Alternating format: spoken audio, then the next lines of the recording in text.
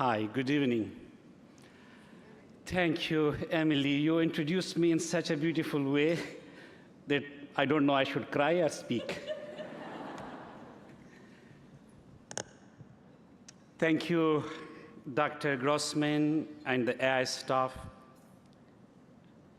and to Norman and the AIS board for honoring me with this precious award. But I'm really more grateful for the amazing work this institution is working for the children and many people who need. Thank you, Emily, and John, who's there, for all your love and support. And I was introduced to AIS by Emily, I think 1.5 years ago. And we were in a coffee shop, and she speaks so fluently. She's told I was a stutterer too, and I don't believe it, still don't believe it. Thank you for counting yourself in us. And I'm proud that you are a friend, your family is a family. We are proud of you, and John, thank you for your family.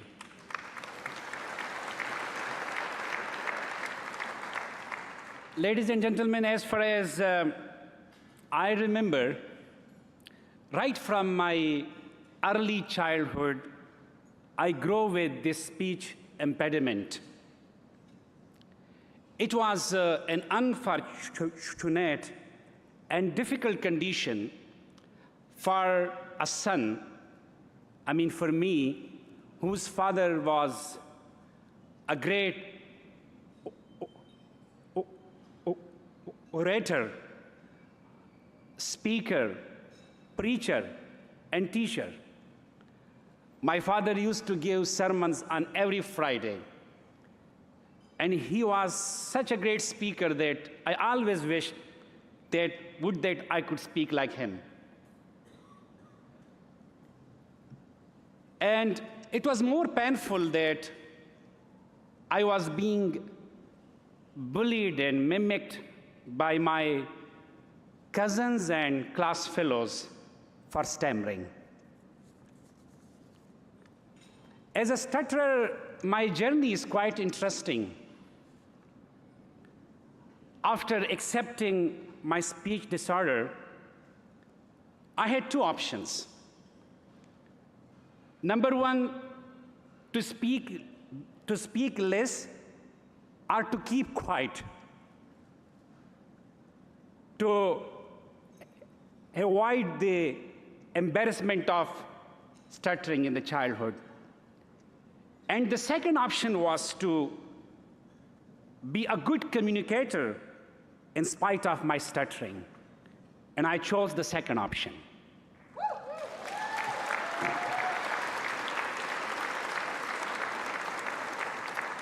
Three people helped me to speak out and to overcome my speech disorder. Number one, I myself.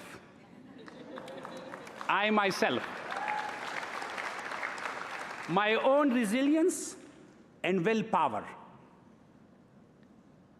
I was determined to act and not to yield. I was determined to speak and not to submit. And I used every speaking opportunity in my school to become the best debater of not only my school, but of the whole districts of hundreds of schools for 3 consecutive years.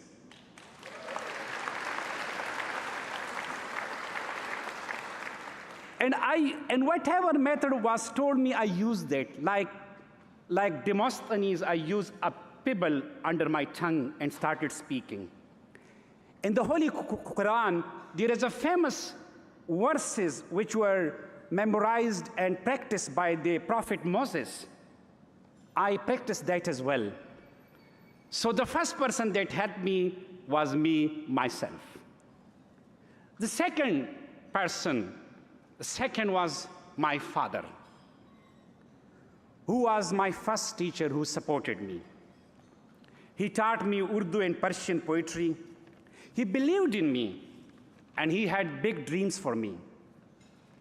When I was 13 years old, and there was a declamation contest in the school, and I told my father that I want to join this competition. And he was surprised and got shocked. But I meant it. I insisted on my request. My father wrote a speech for me, and I remember that on speech competition day, I went to the podium. I stood there. My eyes were open, but I could not see anybody. I spoke so well, and obviously, my father was the first person to clap, but he was followed by a big round of applause, and I stood first. So I may say that my father, he was the person who turned my weakness into strength.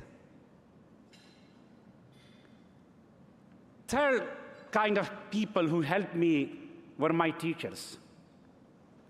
Because that day on my maiden speech, when I finished my speech and I went down to the gathering, my mathematics teacher, because the competition was still going on, he quietly came to my chair and whispered in my ear, "Ziauddin, you spread the fire. Ziauddin, you spread the fire." I still carry the powerful and inspirational words of that teacher. His words inspire me every day. And on this special occasion, I must pay tribute to my late mom. I was hardly 5 years old when my mother took me on a long uphill hike to the top of mountains. And my mother took me there because a holy saint was living on the top of those mountains. And my mother asked him to fix, and my mother asked the holy saint to fix my stutter with his prayers and spiritual powers. How much it worked, I'm not sure. But one thing I know for sure, that how much my mother was anxious about my stutter, that's I know. My mother loved me, and he wanted me to be a good communicator. So I dedicate this precious award to that one-day-long hike up the hills on a summer hot day to my mother's uphill climb. And this award is about the power of voices. It's about empowering people, freeing their voices. And when from 2007 to 2009, we saw very bad days, and Taliban were inflicting inhuman atrocities on the people of Swat. They bombed more than 400 schools, and they banned girls' education. They brutally killed our notables and leaders. And they were equipped with all kind of weapons like rocket launchers, suicide bombers, and Kalashnikovs. We had no weapons. The only weapon we believed in and the only weapon we had were our voices. And trust me, believe me, that my stuttered speech became the voice of my people at that difficult time. My stuttered speech became the voice of my people at that difficult time, and the voice, and the clear voice of Malala spread like a crescendo in the whole world. So one thing we can know and we can understand and we can learn from this institution on this beautiful evening is that our voices matter. Our voices matter.